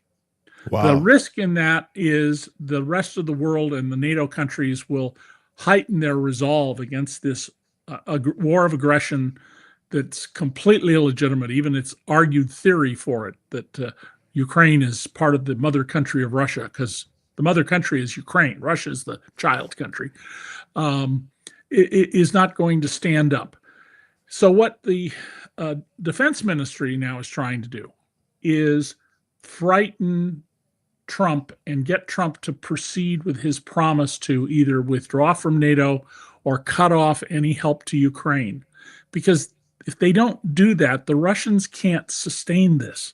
They have used up, we've spent 5% of our military budget, and we've destroyed way over half of the Russian war-making material. They're using tanks that were packed in grease and put out in storage yards from the 1960s and 70s. And of course, those are not effective weapons in the battlefield. The Ukrainians... If this is true, though, that Russia is teetering this way, and I would certainly say geopolitically, with the changes in the Middle East, the fall of Assad, that hurts Russia. And very deeply. So you do see this weakness being played out even in their tentacles that extend into the Middle East and these other conflicts that they're part of. Yeah, Putin was always said, there were people who said he's a great tactician. Well, maybe, but he's a terrible strategist. Tactics is the smaller stuff. Strategy is the big stuff. He clearly is a terrible strategist. He actually thought his army was going to just overtake Ukraine, and he didn't count on two things. One, the senior Ukrainian officers weren't trained in Moscow. There's not a single one that was trained in Moscow. They were trained at Sandhurst in Britain and in France and in West Point and places like that. And they don't have rigid doctrines. They came up with incredibly smart combat tactics that are going to be taught at the U.S. Military War College in Pennsylvania for 500 years at least. This will be a very studied war on how did they hit back. And Putin didn't have the resources, the money, the morale. He didn't have anything he needed to make this succeed. And he's only been successful as long as he has because the West, particularly Joe Biden, were very tepid and cautious about the aid that they gave the Ukrainians. If we had started off day one saying, hey, here's 16 F-16 jet fighters and tons of other equipment, particularly artillery, the war, I think, would have been over a year ago. How do you think it's going to play out? Well, it depends on what Trump does. Trump may not fulfill Vladimir Putin's wishes. Why do you say that, David? He seems so disposed to do that. Because whatever else Donald is, at the end of the day, he's feral. When he feels threatened, he changes. And he doesn't do what he said he was going to do if he thinks it's better off if he doesn't. And so just letting if he just simply says, I'm not going to give another dollar to help. And by the way, we're not giving dollars to the Ukrainians. A tiny fraction of what we've sent is money, maybe 5% of it. We're hiring Americans to build weapons, which we then give away. So you can argue that it's a job creation program in the U.S. If Trump realizes that if he pulls back, the French and the Germans and the Poles and the Italians are going to step up and fill in our role, which is what's being heavily discussed right now, especially in Germany, which is the dominant economic force in the EU. That may alter his behavior because he's going to look bad if he refuses and everybody else succeeds and then Russia loses. So he's going to have to think this through. Now, if it's Hegseth advising him, God only knows what will happen because the guy was a captain. You're going to make him head of the U.S. military and he was a captain? Yeah. So we don't know what'll happen, but you should not be surprised if Donald doesn't just say, hey, Putin, go do whatever the hell you want, which is what he said in the past when he was president and after he was president. Just don't be surprised if that's what happens. And in the meantime, the Ukrainians now, they are building larger and more sophisticated drones, which cost very little money. If we didn't have pilots in our jet fighters, we could build them for 1/10 of the cost of what they are, maybe less than that. They are very smartly using and then moving immediately mobile artillery units. So they go in, they set up, they shoot off as fast as they can, they take it down, they hightail it out of there before the Russians can get their weapon returned on them. And they're motivated to win. That's not true of the troops from North Korea. It's not true of the criminals they're letting out of the prisons. And you'd have to be a really stupid Russian, and generally Russians are pretty sophisticated about what's going on around them because of the society they live in, to not recognize that people are dying left and right. You're not getting anywhere. Yeah, of course, the story from their defense minister is, we're recruiting so many people every day. We just, we can't put enough uniforms on people. There's such a demand to take this territory back. And so, just in summary, David, it sounds to me like this guy who you've studied so effectively through the years, he's a bully. I remember the one scene in one of your books where Trump reaches across the table and grabs somebody by a necktie. I don't even think the mayor of New York City, and he pushed him, and the cops were brought into the room. And this is for up to the 1980s tactic. They took their nightsticks. These were plainclothes cops, but they had nightsticks. And they put the nightsticks under his armpits and lifted him out of the chair. It's a very painful process. It's called pain inducement. And they took him out of the room. He was in a negotiation. I feel like his dad was part of that, or what was the negotiation? His dad was trying to persuade Abe Beame, who had been nurtured by Fred Trump with money and support his entire career, to let Donald be the person in charge of the first big project everybody thinks was Donald's, the Commodore Hotel. It became the Grand Hyatt at Penn Central, Penn Central Station in New York on 42nd Street. And when the mayor said, well, I can't just change these things. We have the Board of Estimate, which has 23 members, and I only have one vote on it. Donald gets out of his chair, and Abe Beame's like 5'1", Donald's 6'2", and he leans over the table and he pushes him. And that's when Johnny Messer, who had grown up a couple doors down the street from the Trumps and was Abe Beame's body man, pushed the button and got the cops to come into the room to rescue the mayor. But he's a bully, and like all bullies, he's a coward, but never underestimate his self-preservation instinct, knowing when to back off. And he'll come up with a story and an excuse. The history in his mind is completely compatible. Can I say one thing before we go? Yeah, please. I didn't know till Kim very nicely sent me video of a tornado down in Scotts Valley. That's next to Santa Cruz. Tornado in Santa Cruz, where I grew up. Then we went to the same high school. We both went to Soquel High, just outside the city of Santa Cruz. I had no idea. Yeah. My fellow I thought we talked about it before. Go Soquel Knights. Absolutely. Well, I heard you say go Soquel Knights, but I didn't make the connection that you went there. Yeah. I think we weren't there at the same time, but I don't think so. We have that in common. But I'm glad you mentioned it because I kind of wanted to circle back to what we were talking about the media and Trump, and I had a question for you.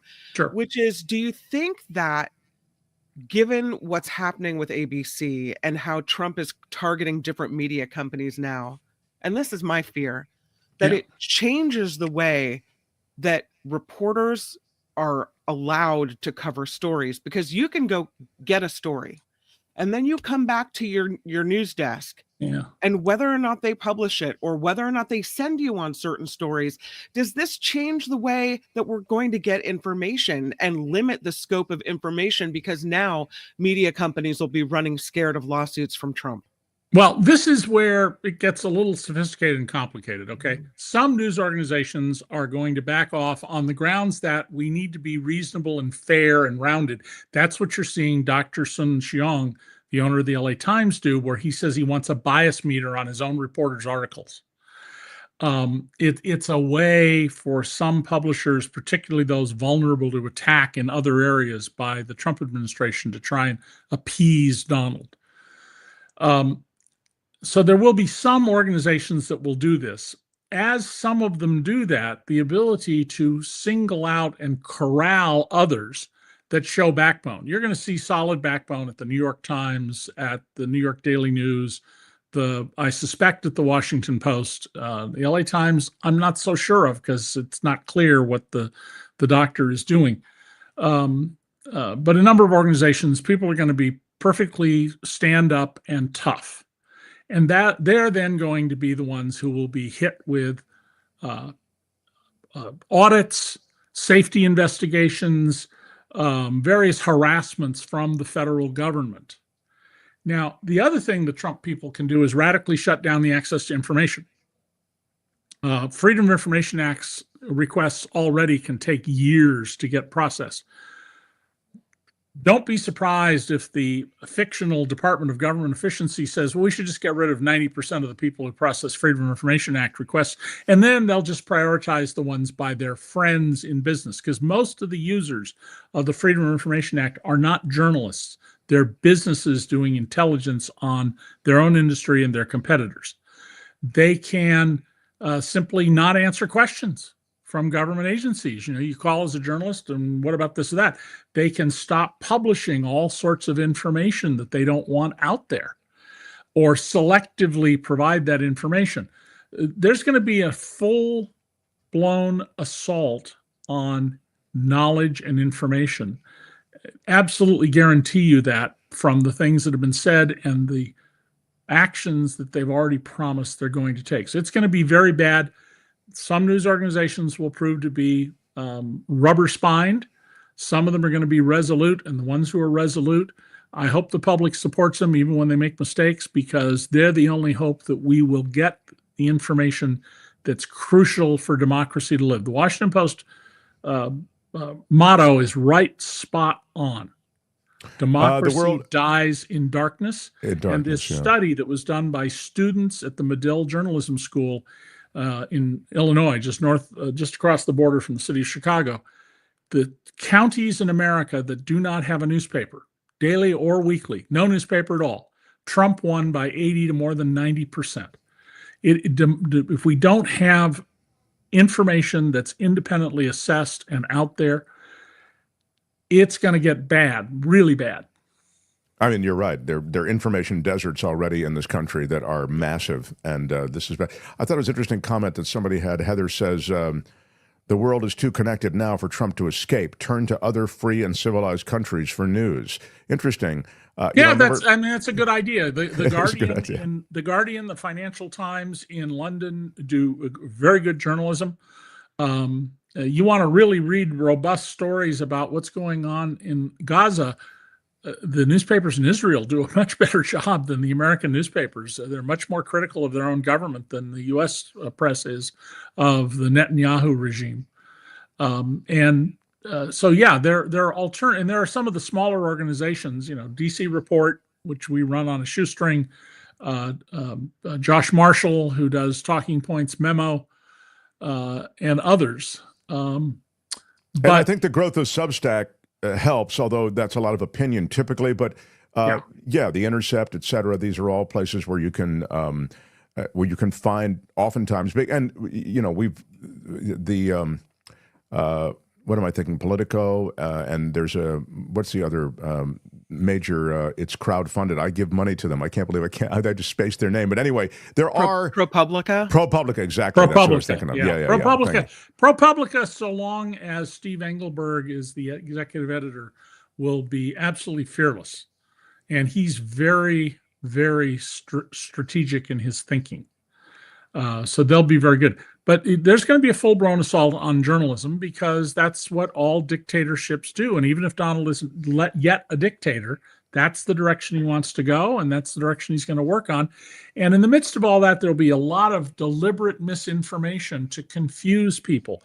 One of Donald's really terrific skills, this is one of the areas where I admire Donald, is here's something where the issues are crystal clear. You look at the water, you can see right to the bottom. And he knows how to muddy the waters. Boy, so well said. David, thank you. We look forward to see you next week. Yeah, and happy on my birthday. On your birthday, I didn't know. My birthday is the day after Christmas. Your birthday is the day before Christmas. Christmas Eve.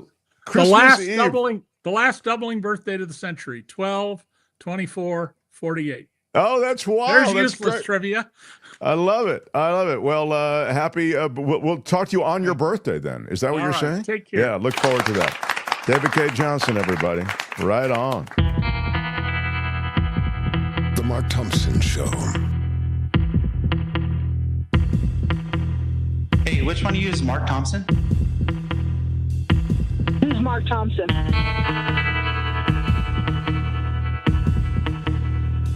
Put that coffee down.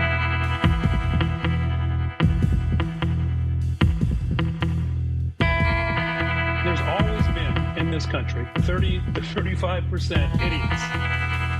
What? Tony's got up that meetup, which is Saturday. It's a virtual meetup. It's our holiday virtual meetup. It's this Saturday. 5 o'clock for those of you on the West Coast, and all you kids on the East Coast. It's 8 o'clock, and everybody else in between or all around the world. You do the math, but it'll be a Saturday meetup. You sign up at our PayPal with a $50 donation. You can lock up a spot. There are still 2 more spots, I think, left.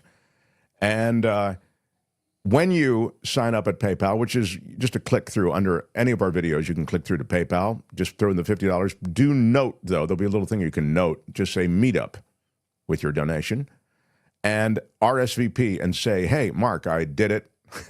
I'm on board with PayPal and looking forward to it, or something like that. And you'll send that RSVP to mtsmeetup@gmail.com. And this will be the last day, I think, that we promote it because we're pretty well full. So I hope to see you. It's great.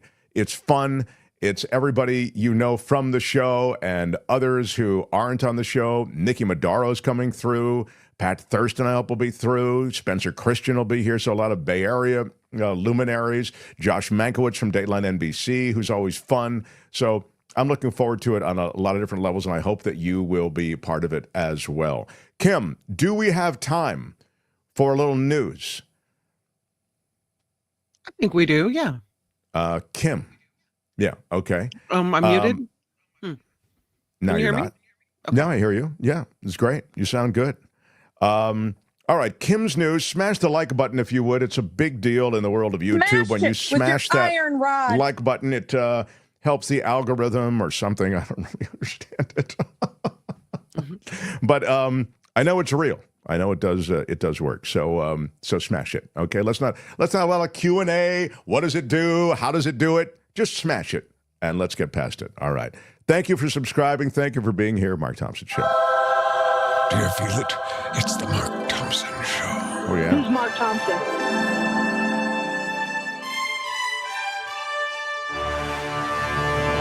On the Mark Thompson Show, I'm Kim McAllister, and this report is sponsored by CoachellaValleyCoffee.com. And also, I love their tea.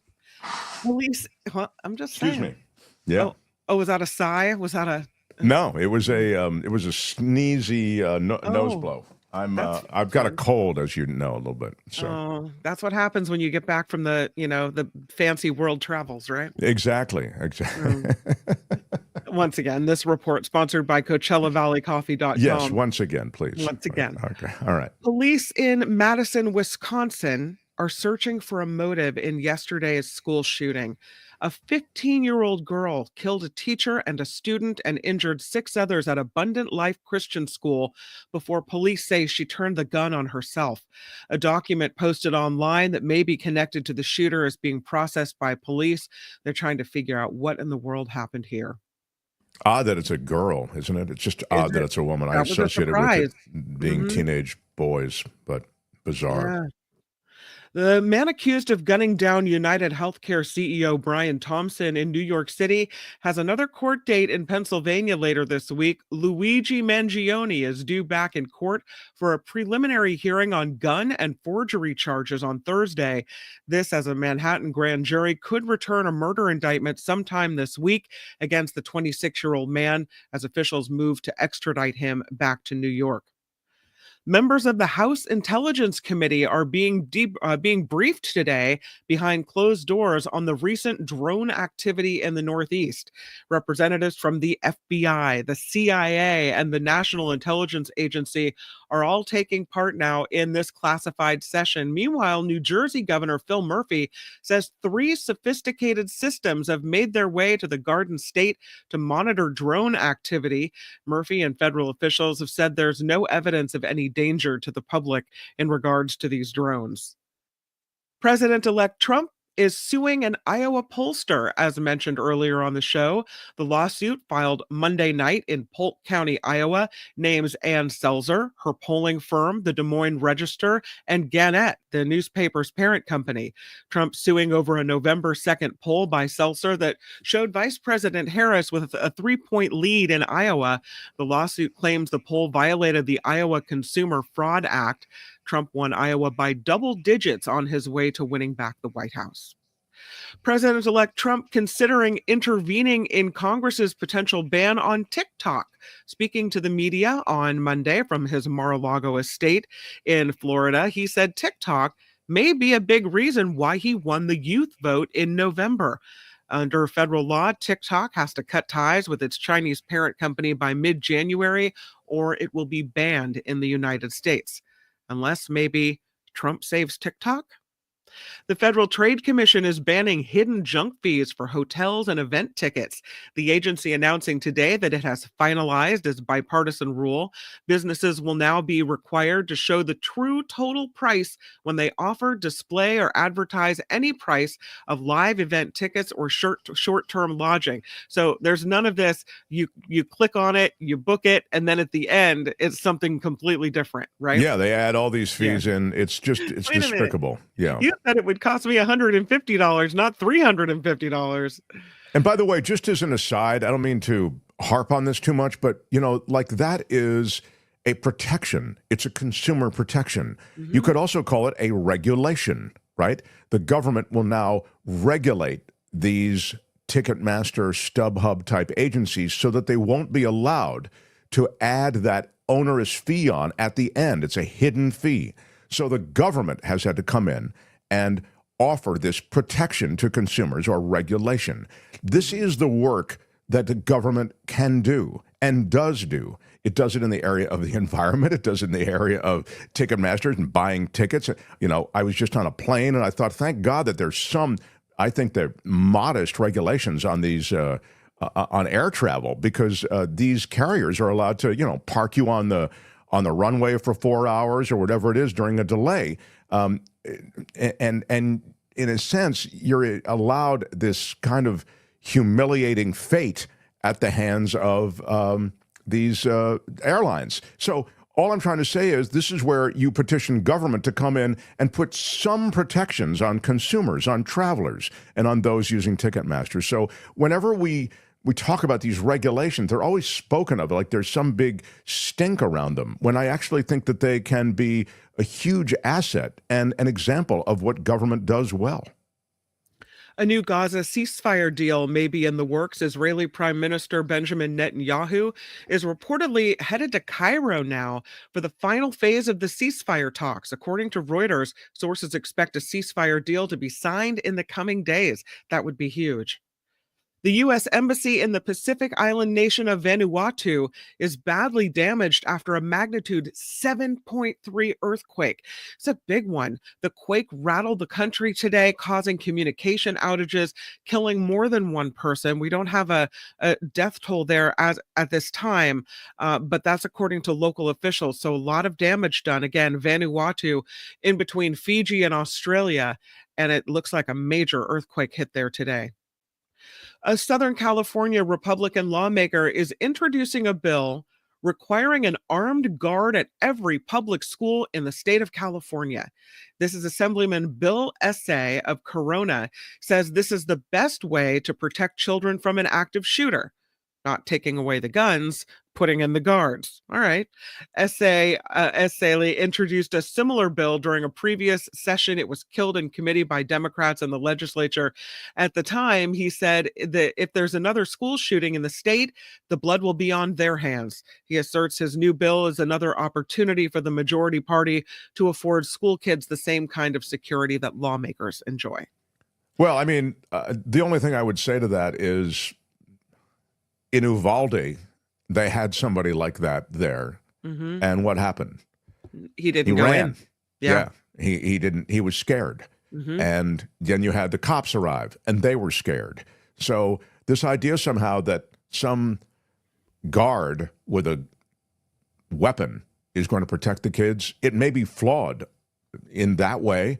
And then, of course, from a practical standpoint, it's a situation in which you have to do an insanely good background check on these people who are doing this stuff. You're going to let them carry a firearm around your kids, and it's very expensive. So you're going to have to try to get this done in a way that makes sense fiscally and also practically. And we'll see. It seems like not really targeting the problem, just throwing on something you think might be a fix, but not really looking at what the issue is. I don't know. Of course, that's true. Yeah. There is a horrible infection, and we're not treating it. We're just treating the symptoms of the infection. I mean, it would be as if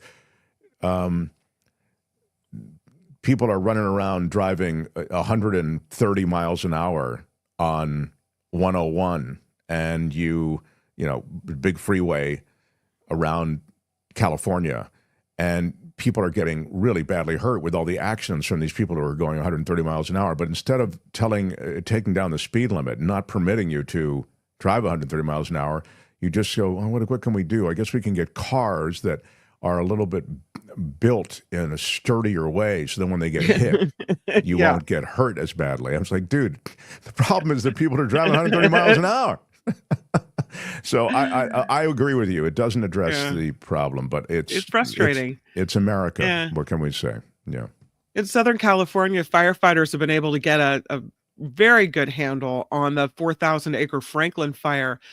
But the firefighters here are back on alert again, and that is because the strong Santa Ana winds and low humidity back in the forecast, and this is prompting a red flag fire warning through Wednesday night.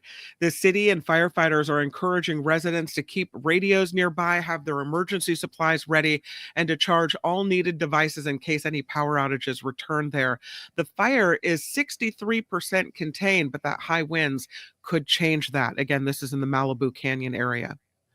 First Lady Jill Biden says she's done teaching at a Virginia community college. Dr. Biden made the announcement yesterday saying she's had enough of her... Just the way you said it. She's had enough. Is that the way she said it? No. I'm done. I'm okay, done. Man? I am done with you. Tell it to the hand. I don't want to deal with it anymore. She's taught her final class at Northern Virginia Community. The First Lady said working at the college has been the work of her life. She taught English and writing at the college for 15 years. She spent the last 40 teaching students in classrooms. Jill Biden, by the way, the first woman to have continued working at her regular job while simultaneously serving as First Lady. There is a new twist after the California Department of Motor Vehicles revoked a personalized license plate that was interpreted as anti-Semitic. The license plate was on a Tesla Cybertruck It was seen in Culver City last week, and it read LOL OCT 7. So people thought maybe that was LOL, like laugh out loud, and October 7th, as in the day Hamas attacked Israel. But the son of the Cybertruck's owner says no, it's not what it meant at all. The license plate was misread and it was misinterpreted. The son says Lolo, L-O-L-O, means grandfather in Tagalog. CT is short for Cybertruck, and 7 represents the owner's 7 grandchildren. So it's Lolo, grandpa, right? Cybertruck, 7 grandkids. That's what they meant. They voluntarily said, if anyone thinks that that's what takes it as some type of support of the kidnappings in Israel and the killings there, we are voluntarily surrendering this license plate. So they don't want it. They don't want anything to do with it. They didn't realize it would be interpreted in this fashion. If you are looking to tie the knot in El Paso County, Colorado, you should know that officials there will no longer accept marriage certificates with pet paw prints as witnesses. Come on, really? Joining at least 2 other counties in the state, the clerk and recorder says ink residue from paw prints damage of office equipment and raise the concerns about the validity of the actual document. Existing certificates with paw prints remain valid, but you can no longer have little Fluffy be your wedding witness. Yeah, is that awesome? That's wild. I can't believe anybody would do that in the first place, but okay. Yeah. I actually think it's charming, but I guess it's not allowed anymore. No, you can't do that. You have to have a real person say, yes. Yeah. No, I'm witnessing this. This is not just your animal. This report is sponsored by CoachellaValleyCoffee.com. I have my tea, and I'm drinking the Winter Solstice Blend tea. Oh, so good. They have also the Holiday Blend coffee. A lot of great gifts at CoachellaValleyCoffee.com. Please make sure that you take advantage of the Mark Thompson Show exclusive discount.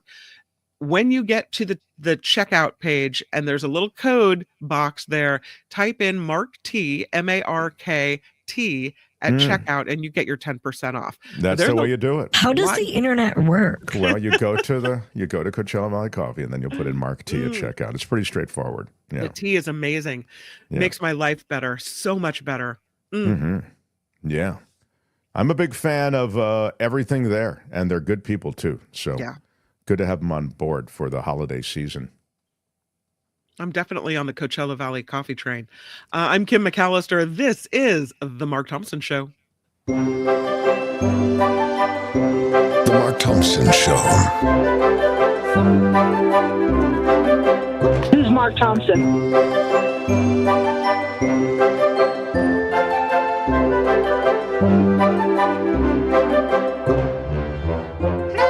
Hey, Mark. It's George Santos here. A lot of people are telling me you're a liar. That's pure speculation. What's a little lie between friends? Morning.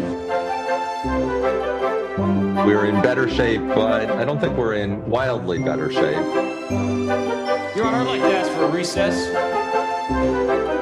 This is a word from the Lord, and he's not happy. Good day, sir.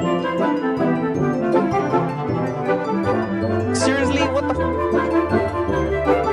Why are you yelling? Yeah, I'm loving it. Saturday is our meetup. I hope to see everybody there. It's our virtual meetup. We'll send you a link later tonight. The links will go out, and you will join us with the whole crew.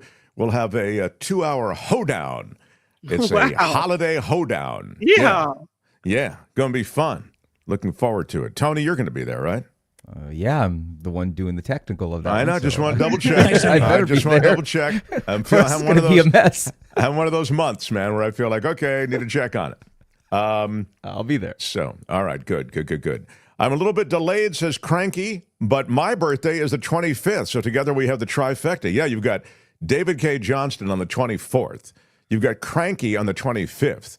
And, of course, Jesus' birthday, which is celebrated that day, too. And you got my birthday on the 26th. So what a murderer's row of birthdays. Very, very nicely done, Cranky. And good to have you in the mix. So where am I, Kim? It looks like I've got to wrap up. Am I? Looks like you do. Yeah. Party's over. I'm sorry. That's it for you. Let me just acknowledge a few people who we didn't have a chance maybe to acknowledge during the show. And I don't know why we don't have a chance to acknowledge them during the show. Can somebody explain that to me? I mean, I just feel as though we should acknowledge them. I feel like you're acting very unprofessional right now. Well, all I'm trying to say is I'd like to get to the bottom of why I can't acknowledge these people in a timely manner. Yeah. Kim. I mean, I blame you. Well, maybe it's my fault then. A couple of them I flashed up on the screen, but you were yip-yapping about something else. So I was yip-yapping, huh? All right. Well, there you go. That's the kind of respect that I get on this program. Spencer says, the holidays are a freaking headache. I can't wait for this joy to be over. We read. Spencer is a great supporter of the show. You are great, Mark. Thank you, Vilma. Gosh, she just wants a statue on Thompson Terrace. Well, you know what? She's going to get one. Just like that. I'm just like Donald Trump. You can buy my love. Thank you. Oh, is that what it is? Yeah. Vilma, could you give her a federal job while you're at it? No? She deserves a spot on Thompson Terrace in the metaverse. Breaking news from Trevor Starr in Hollywood. He says, breaking fake news. Trump has announced that everyone in the country will receive a partridge in a pear tree. Very nice. And a reference for the holiday. Yeah. Trump is starting to muzzle the press. Is the internet next? She asks. Vilma does in a super chat. You know, this is something we talked to David Cay Johnston about, but it does look as though the way in which media is going to approach this administration is very much changing, because you have an administration that is unapologetic about going after anyone that they feel might be on adversarial footing. It's a scary time to be a journalist and covering this administration and offering information about it. Christmas is coming early this year, says Luis. Looking forward to this Saturday's meetup. Thanks for making this awesome event possible. Yeah, Luis will be there, and it will be fun. I'm looking forward. Still, as I say, 2 spots left, so jump on board if you're into it.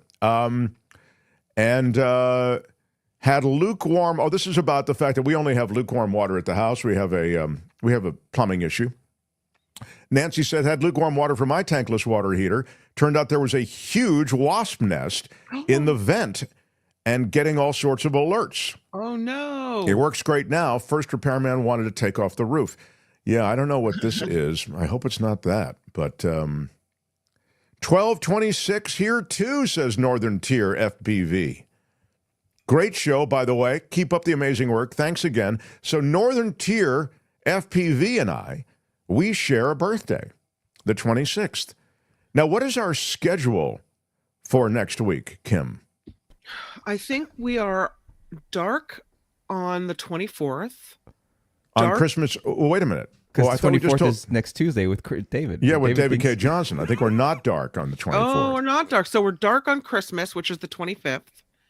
And then what about the day after Christmas? My birthday. Do we do a show that day or not? I'm happy to do it. I think you should get your birthday off. So we're dark the 25th and 26th. Kim just wants a day off. I really think, you know what, Mark? You really deserve some time off. I think we should go dark. Thank you. I think that's the case. Yes. Better idea, Kim. Yeah. You're absolutely right. Do you I'm want going to take the day off, birthday? and you're going to host the show. I think that is going to. What? It's not. Not what you had in mind? No. This will be a TBD. We will determine this later. What is your vote, Tony? I am at KFI on next Tuesday. I'm working, so I won't be here next Tuesday. So you'll have to get Albert or. Oh, I see. See, or else everything runs on its own. Okay. Well, we'll have to get Albert then. Look at that. Just saying. Did you mention that? Can you mention that to Albert? Okay, because I didn't know that was a problem, but now it is. Okay. Yeah, I'm just saying. Nice Before you shirt, mention it to Tony him, says. We don't know if he's working or not. Ms. Organic loves your shirt, buddy. That's Corrosion Conformity. Yeah. Great band. Wow. Well, which version do you want? The old punk version, or do you want the Pepper Keenan version there too? Isn't that always the question? Which version? Yeah. I got some really cool Corrosion Conformity posters right there. Yeah, there you go. Wow. And there. And All right. All signed by Pepper. It was awesome. Yeah. Nice to see Tony finally gets excited about something. You know what I mean? We talk about music or video games. We do the show her every day for a couple hours. Nothing. But then you mention this, but video games or music. So we'll decide. But we will get our meetup on this weekend. And of course, Christmas we will be dark. And then it's the days around Christmas that we'll have to kind of work out. There's a lot going on. So I hope everybody will be a part of things and we'll help make this holiday season a lot of fun. I think The Mark Thompson Show. I think it will be fun. The last gasps of the Democratic Republic before the rise of fascism. Let's all try to have a cocktail or a mocktail and enjoy it. Well, didn't Kamala Harris tell us that we can take the holidays to, gather our strength? So tomorrow, John Rothman comes through. Yeah. And we'll look forward to him. Rothman, by the way, will be with us for the meetup on Saturday. And any other guests tomorrow or not? I'm not sure what we have tomorrow. Okay. I have a big Law and Disorder tomorrow, which includes a January 6th rioter that is joining the Russian military. Yeah, I'll have that story for you tomorrow. That and more. And for now, The Great Shadow. I'm Shadow Stevens for The Mark Thompson Show. Bye-bye. Tony, thank you. Kim, thank you. All of you who support us. Bye-bye. Thank you very much. We're out of time. After Party Live goes down now. Until tomorrow, bye-bye.